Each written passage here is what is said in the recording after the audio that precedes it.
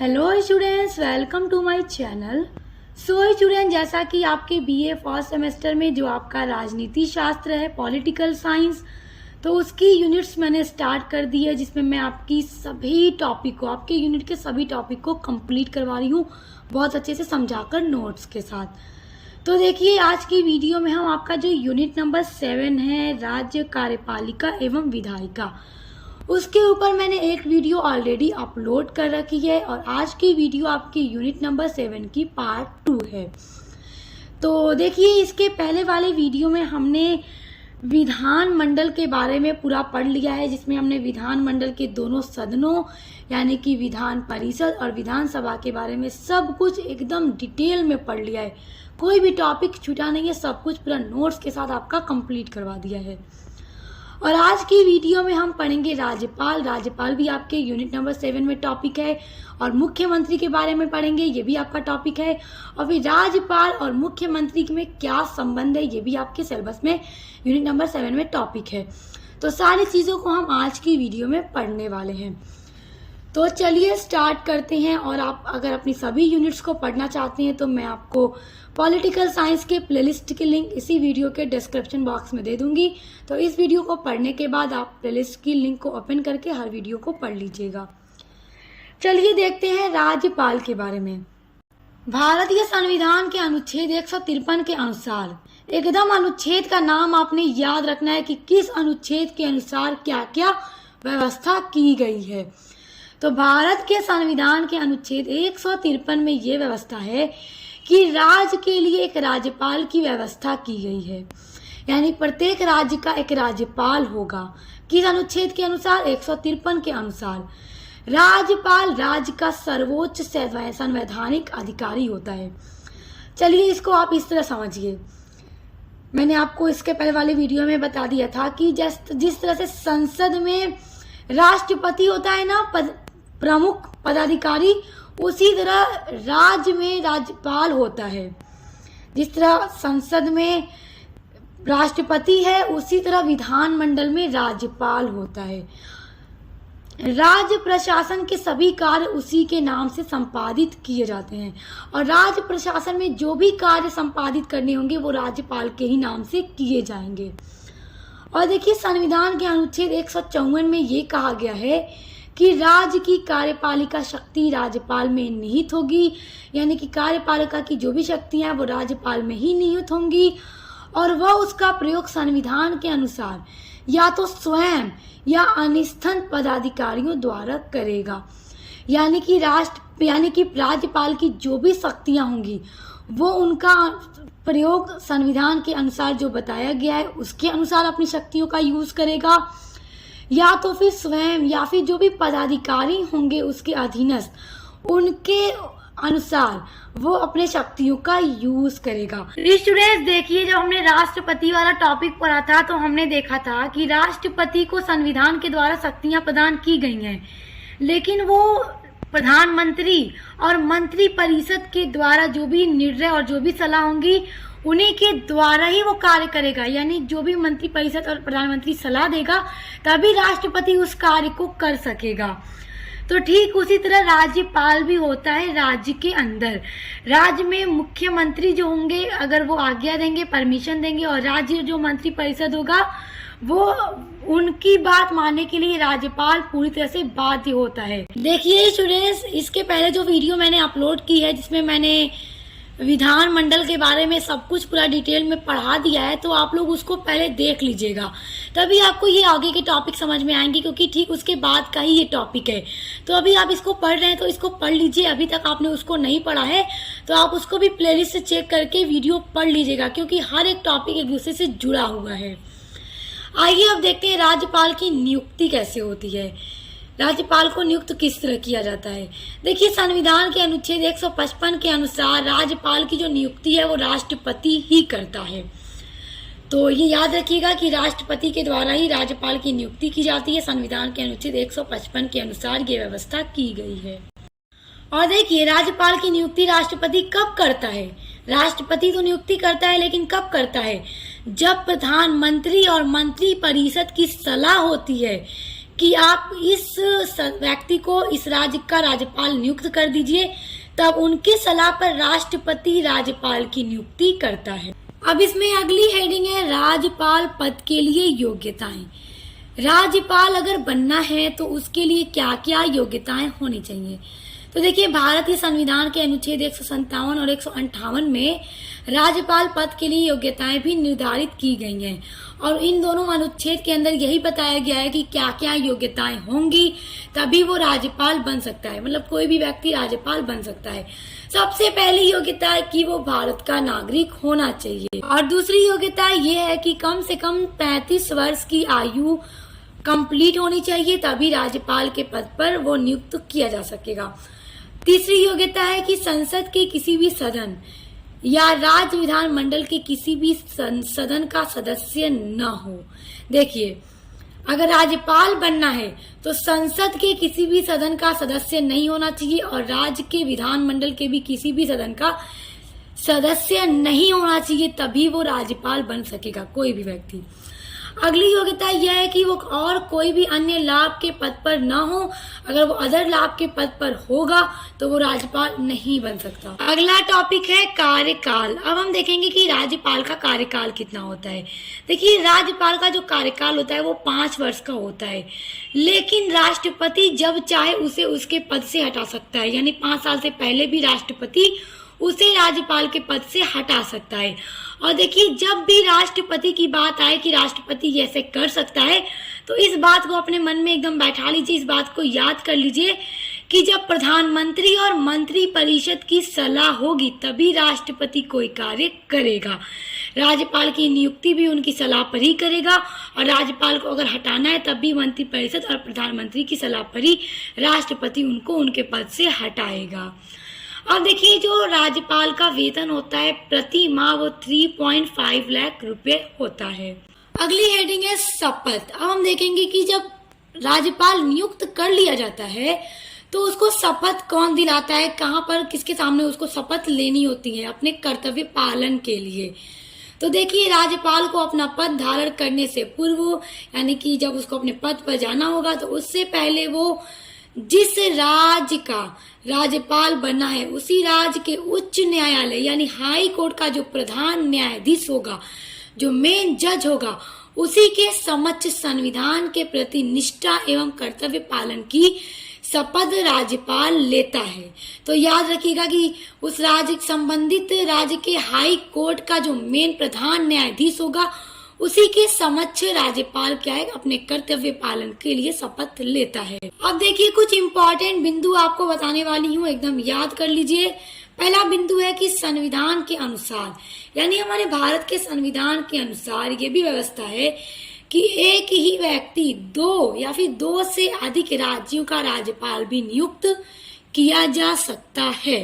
अब देखिए, चलिए सपोज दैट, मान लेते हैं एक व्यक्ति उत्तर प्रदेश का राज्यपाल है, तो संविधान के अंदर ये भी पूरा उल्लेख है कि एक व्यक्ति 1 से ज्यादा, 2 से ज्यादा, उससे भी ज्यादा राज्यों का राज्यपाल हो सकता है।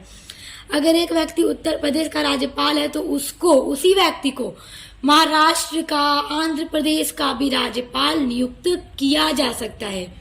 ओके, और अब एक और यहाँ पे इम्पोर्टेंट बात ध्यान दीजिए, समझिए, बहुत इम्पोर्टेंट है कि अगर कोई व्यक्ति ऐसा है जो महाराष्ट्र का निवासी है, वहीं रहने वाला है, तो वो महाराष्ट्र का राज्यपाल कभी नहीं बन सकता।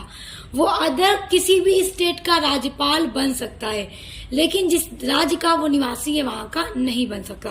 तो ये सारी चीजें बहुत इंपॉर्टेंट है, याद रखिएगा, बेसिक बहुत ही इंपॉर्टेंट है, एग्जाम में आती भी हैं। अब दूसरा बिंदु है कि वह केंद्र सरकार और राज्य सरकार के बीच महत्वपूर्ण कड़ी के रूप में कार्य करता है।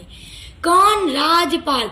राज्यपाल केंद्र सरकार और राज्य सरकार दोनों के बीच एक महत्वपूर्ण कड़ी के रूप में कार्य करता है। अब हम देखेंगे राज्य की मंत्री परिषद। मोस्ट इम्पोर्टेंट टॉपिक है, अक्सर एग्जाम में आता है। हर एक चीज आपके लिए शुरू से इम्पोर्टेंट है। अब आप सोचेंगे मैम तो हर चीज को इम्पोर्टेंट बता देती हैं, क्योंकि इम्पोर्टेंट होता है तभी कहती हूँ, क्योंकि एग्जाम में किसी भी यूनिट से कोई भी टॉपिक उठाकर आपके क्वेश्चंस बनाकर आ जाते हैं। इसलिए हर चीज़ को बहुत ध्यान से पढ़ा कीजिए। जब आप लोगों को पूरा नोट्स मिल रहा है, और ये पूरा नोट्स मैं आपके लिए ही तैयार करती हूँ, ताकि आपको नोट्स मिलेगा तो आप इसको समझ कर, क्योंकि समझा तो मैं आपको देती हूँ बहुत अच्छे से, और उम्मीद करती हूँ आपको समझ में भी आ जाता होगा, और नोट्स रहेगा तो ये नोट्स आपकी एग्जाम में आपकी हेल्प भी करेगा।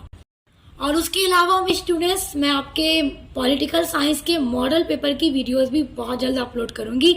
मैं सोच रही हूँ पहले आपके यूनिट्स को जल्दी से कंप्लीट करा दूं, उसके बाद हम आपके एग्जाम की तैयारी शुरू करेंगे, मॉडल पेपर के और इम्पॉर्टेंट क्वेश्चंस को देखेंगे। ओके, तो पहले क्लास कर लीजिए, फिर मॉडल पेपर देखा जाएगा।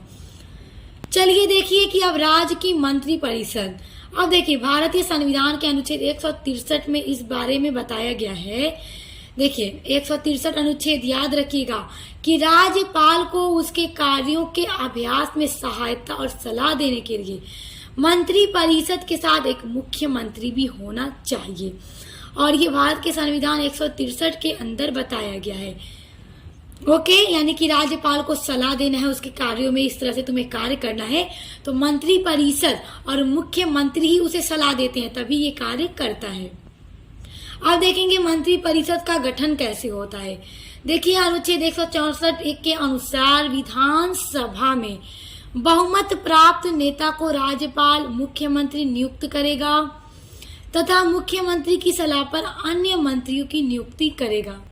अब देखिए बहुमत प्राप्त नेता, यानी कि इलेक्शन हुआ और जो नेता जीत गया, तो राज्यपाल उसी को मुख्यमंत्री की नियुक्ति करता है और मुख्यमंत्री बना दिए जाते हैं, और फिर मुख्यमंत्री की ही सलाह पर राज्यपाल अन्य मंत्रियों की नियुक्ति करता है। तो इस तरह मंत्री परिषद का गठन हो जाता है। अब देखिए मंत्री बनने के लिए क्या क्या योग्यताएं होनी चाहिए।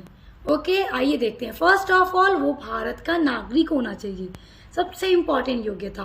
दूसरी यह कि वह विधान मंडल का सदस्य हो, यानी कि विधान मंडल का सदस्य होगा तभी वो मंत्री परिषद में मंत्री नियुक्त किया जाएगा, मंत्री बन पाएगा। तीसरी योग्यता कि वह 25 वर्ष की आयु पूरी कर चुका हो, यानी 25 वर्ष पूरे हो चुके हो। और चौथी योग्यता कि वह राज्य अथवा संघ सरकार के अधीन किसी लाभ के पद पर न हो, लाभ के पद पर नहीं होगा तभी मंत्री बन पाएगा। और देखिए यदि कोई व्यक्ति मंत्री पद पर नियुक्त हो जाए, यानी कि मंत्री के पद पर तो कोई व्यक्ति नियुक्त कर लिया गया है और वो राज्य विधान मंडल का सदस्य नहीं है, तो 6 महीने के अवधि के अंदर उसे विधान मंडल की सदस्यता प्राप्त करना अनिवार्य होगा। उसे विधान मंडल का सदस्य 6 महीने के अंदर बनना ही बनना होगा, तभी वो मंत्री के पद पर रह पाएगा। अगली हेडिंग है मंत्री परिषद के सदस्य संख्या, कि मंत्री परिषद के सदस्यों की संख्या कितनी होती है। देखिए 91वें संशोधन, संविधान के 91वें संशोधन 2003 में ये संशोधन हुआ, तो उसके आधार पर राज्यों के मंत्री परिषदों में मंत्रियों की अधिकतम संख्या मुख्यमंत्री सहित, यानी मुख्यमंत्री को लेकर विधानसभा की कुल सदस्य संख्या का 15% तक ही हो सकेगी। यानी कि मतलब कि जिस उस राज्य में विधानसभा के अंदर जितने भी टोटल सदस्य हैं, उन टोटल सदस्यों के सिर्फ 15% ही सदस्य मंत्री परिषद के टोटल सदस्य होंगे।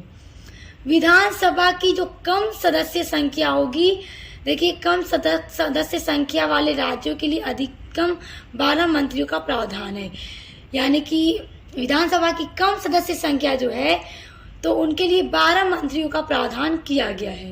अब देखते हैं मंत्री परिषद का कार्यकाल कितना होता है।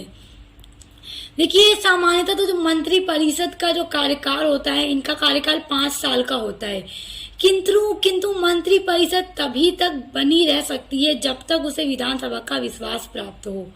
मतलब विधानसभा का विश्वास प्राप्त होगा तभी तक मंत्री परिषद बनी रहेगी, विश्वास प्राप्त नहीं होगा तो वो खत्म भी हो सकती है। देखिए दूसरे शब्दों में विधानसभा अविश्वास का प्रस्ताव पारित कर किसी भी समय मंत्री परिषद को अपदस्थ कर सकती है, अर्थात मंत्री परिषद का कार्यकाल अस्थायी अथवा अनिश्चित होता है। यानी कि जब तक विधानसभा का विश्वास प्राप्त रहेगा तभी तक मंत्री परिषद रहेगी, मतलब वो अस्थायी होती है, अनिश्चित समय तक इसका कार्यकाल होता है, पहले भी मतलब ये खत्म हो सकती है। अब अगली हेडिंग है हमारी मुख्यमंत्री यानी चीफ मिनिस्टर। अब देखिए संविधान के अनुच्छेद 164 में केवल यह कहा गया है कि मुख्यमंत्री की नियुक्ति राज्यपाल करेगा। ओके, अब देखिए राज्यपाल ही करेगा मुख्यमंत्री की नियुक्ति, लेकिन देखिए व्यवहार के अंतर्गत राज्यपाल के द्वारा विधानसभा के बहुमत दल के नेता को ही मुख्यमंत्री के पद पर नियुक्त किया जाता है। बहुमत दल यानी कि इलेक्शन जब होता है तो जो नेता उसमें जीतता है, जिसको सबसे ज्यादा वोट मिलता है, तो उसी नेता को राज्यपाल के द्वारा मुख्यमंत्री के पद पर नियुक्त किया जाता है। विधानसभा में यदि किसी भी दल को बहुमत प्राप्त नहीं होता तो राज्यपाल अपने विवेक का प्रयोग करता है।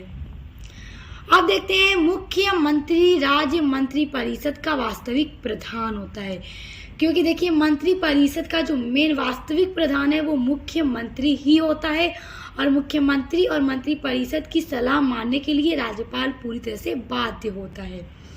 दूसरा बिंदु है राज्य सरकार की वास्तविक शक्ति उसी के हाथ में होती है, क्योंकि राज्य को चलाने के लिए, राज्य में कोई कानून बनाना है, सारी चीजें मुख्यमंत्री के ही हाथ में होती है।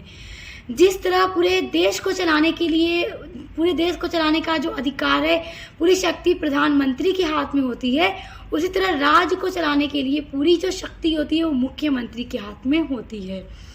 तीसरा बिंदु है कि मुख्यमंत्री की राज्य सरकार में वह स्थिति होती है जो केंद्र सरकार में प्रधानमंत्री की, यानी केंद्र सरकार में प्रधानमंत्री की जो स्थिति है, जो शक्ति है, जो पावर है, उसी तरह राज्य सरकार में वही स्थिति मुख्यमंत्री की होती है। अगला बिंदु है मुख्यमंत्री विधानसभा के बहुमत दल का नेता होता है, क्योंकि इलेक्शन जिनको मिलता है, सबसे ज्यादा जिनको वोट मिलता है, वही मुख्यमंत्री राज्यपाल के द्वारा नियुक्त किए जाते हैं। अगला बिंदु है मुख्यमंत्री मंत्री परिषद रूपी भवन की नींव है। अब देखिए आपके यूनिट नंबर 7 में एक और टॉपिक है राज्यपाल और मुख्यमंत्री के बीच में संबंध। इन दोनों का क्या आपस में कनेक्शन है, क्या संबंध है, आइए अब इनको जानते हैं। पहला ये है कि मुख्यमंत्री की सलाह पर ही राज्यपाल अन्य मंत्री की नियुक्ति करता है।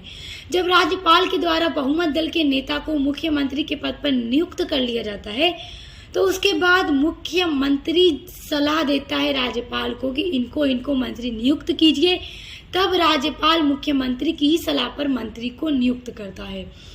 दूसरा ये है कि राज्यपाल राज्य में नाम मात्र का शासक होता है और मंत्री परिषद वास्तविक शासक होता है, क्योंकि मंत्री परिषद का जो वास्तविक प्रधान है वो मुख्यमंत्री ही होता है। और तीसरा ये है कि राज्यपाल प्रत्येक दशा में मंत्री परिषद की सलाह को मानने के लिए बाध्य है। अगर मंत्री परिषद और मुख्यमंत्री के द्वारा जो भी सलाह राज्यपाल को दे दिया गया है, राज्यपाल को वो हर हाल में मानना ही होगा, वो पूरी तरह से बाध्य है। जिस तरह राष्ट्रपति है संसद में कि प्रधानमंत्री और मंत्री परिषद की बातों को, सलाह को मानने के लिए बाध्य है, उसी तरह ठीक राज्यपाल भी मंत्री परिषद और मुख्यमंत्री की सलाह को मानने के लिए बाध्य होता है। तो आज के वीडियो में हमने मुख्यमंत्री, राज्यपाल और राज्य के मंत्री परिषद का गठन कैसे होता है और राज्यपाल और मुख्यमंत्री में क्या संबंध है, हर एक चीज को बहुत ही अच्छे से पढ़ा और समझा। और आपको मैंने ये नोट्स भी आपके लिए तैयार किया, तो आप चाहें तो इसको स्क्रीनशॉट कर सकते हैं, एग्जाम में इससे आपकी काफ़ी हेल्प हो जाएगी। और वीडियो को स्टूडेंट ज़्यादा से ज़्यादा शेयर किया कीजिए ताकि हर स्टूडेंट्स अच्छे से अपने सब्जेक्ट को पढ़ सके। और स्टूडेंट्स अगर आप अपने BA फर्स्ट सेमेस्टर में English literature, sociology, education, physical geography, political science कोई भी सब्जेक्ट पढ़ते हैं तो सभी सब्जेक्ट की क्लास मेरे चैनल पर हो रही है। सभी यूनिट्स कंप्लीट करा दिए हैं, model paper, important question answer सब कुछ अपलोड करती हूँ, तो उसके लिए भी आप मेरे चैनल पर विजिट ज़रूर कीजिएगा, क्योंकि एक BA के स्टूडेंट्स के लिए मेरा चैनल काफ़ी हेल्पफुल साबित होगा, क्योंकि इस पर BA से रिलेटेड सभी सेमेस्टर के सभी सब्जेक्ट की वीडियोज़ आती हैं। तो अब मिलते हैं नेक्स्ट वीडियो।